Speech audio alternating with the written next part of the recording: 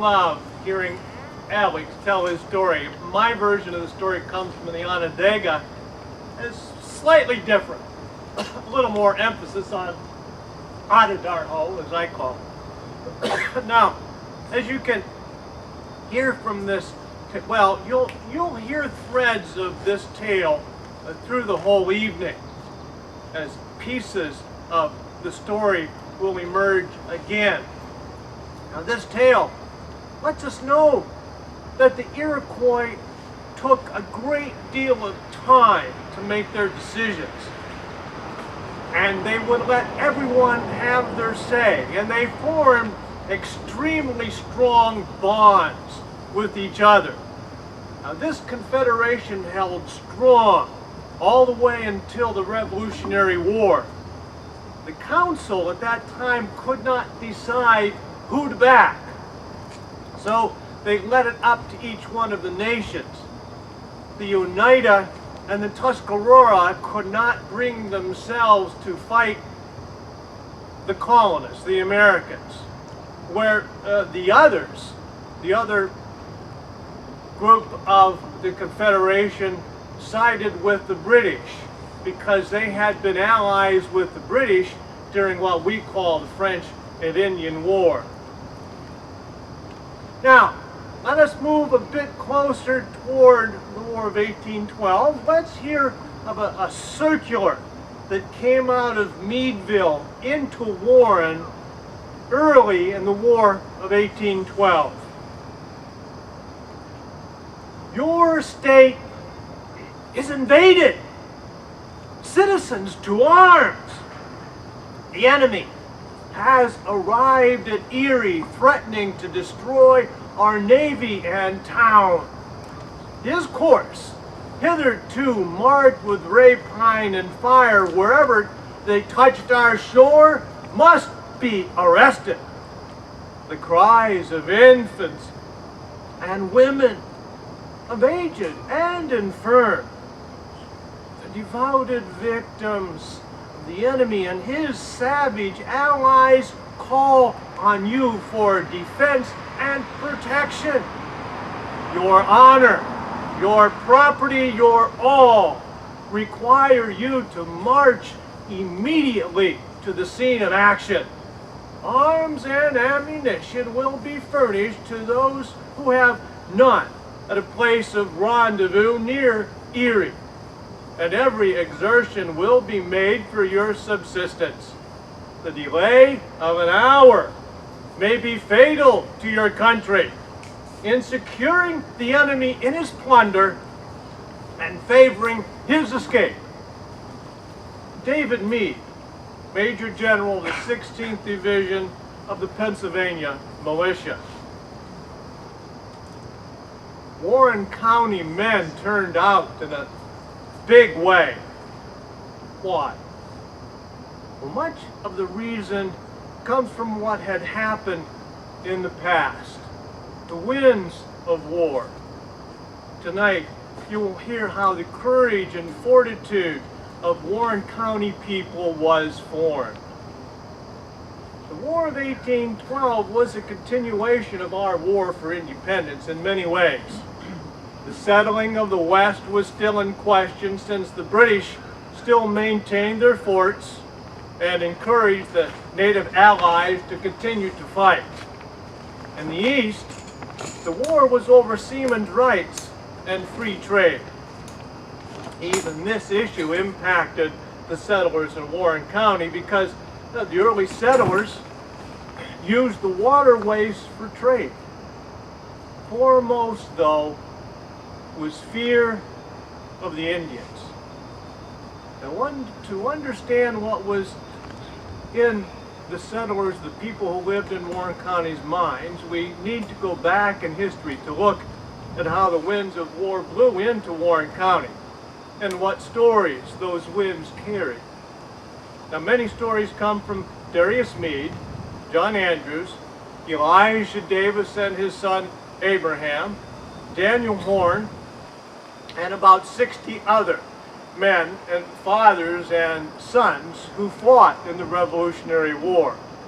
They are listed on the general Joseph Warren statue in Warren. Land here had been sought by these men and their families. They were looking for their promised land. They brought with them their stories of what they had lived through during the Revolutionary War, and especially a fight against the British and the Indians with Butler's Rangers in eastern Pennsylvania. Elijah Davis, Darius Meade, Sr., David Meade, the eldest son, Ashel Meade, Darius Meade, Jr., and John Meade all took part in the fighting in eastern Pennsylvania. At that time during the Revolutionary War, the Loyalists under Colonel John Butler in June of 1778 came from Niagara across New York and into Wyoming Valley with Indians, including Captain Bull, a Delaware chief. Now, defending the valley were only about 40 or 50 regulars and the untrained militia in which the Meades were serving. As they entered the valley, the women and children fled to Forty Fort for safety. Those outside the fort were cut down by musket and tomahawk. Then at that time, the rebel militia inside the fort decided to attack. And they were quickly overwhelmed. All their captains were killed. Fleeing in confusion, all stragglers were cut down. Now, some did escape, but Ashel Meade was killed and his body mutilated. Those who surrendered were promised quarter, but were murdered by the Indians. Following that battle, Colonel John Butler with his Royal Rangers and his Indian allies destroyed Forty Fort, and they put all the refugees to death. The same happened to fort after fort. Now let it be remembered that in every slaughter, Captain Bull led his Indians to greater and greater cruelties. It was these memories of war that lived in the stories of the Meades and the others that were told for years. Now, after peace in 1782, families settled down for a while, including the Meades, the Davises, the Andrews, and the Horns. The Meades moved west first. The Meades start Meadville. Robert Andrews moved into Warren County, and his son John settled close by. The Horns and the Davises moved once they thought the land claims had been settled and the Indian troubles settled down. Elijah Davis, my great-great-great-grandfather, moved into Warren County in 1803 with his family. Elijah's son Abraham had come first and built a cabin in Columbus. Now, Elijah's story of war came from joining the Revolution as a very young man of 16 and fighting around New York City in the battle for New York City. Now, he was captured, and he was placed into what the family, some people say a silver house, some say a sugar house, some say a bottom of a sugar warehouse. Well, the prisoners dug a hole to try to escape, and Elijah picked the straw to be the first one to try to get out of the hole, and as he tried to break out, a Hessian soldier bayoneted him in the neck. Well, he survived. He got married in 1780 and moved to Shamokin, Pennsylvania, to get away from the war, so he thought. Family history says that he fought in 13 battles. And, well, there were 70 skirmishes in that part of Pennsylvania, and so he very well could have fought in the 13 the family says he did.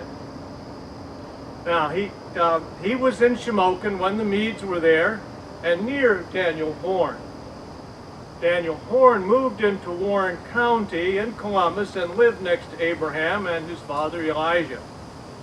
Robert Andrews also fought in the Revolutionary War, and some remember that his son, John, played the bugle at Bunker Hill.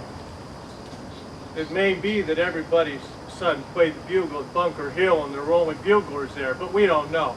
We will hear a story about Bunker Hill shortly. You know, all of these families carried their stories of the unfinished Revolutionary War with them, and their stories of the awful things that the Indians had done. You know, they seem to have in their deepest breath that wind which keeps them alive with hope and courage.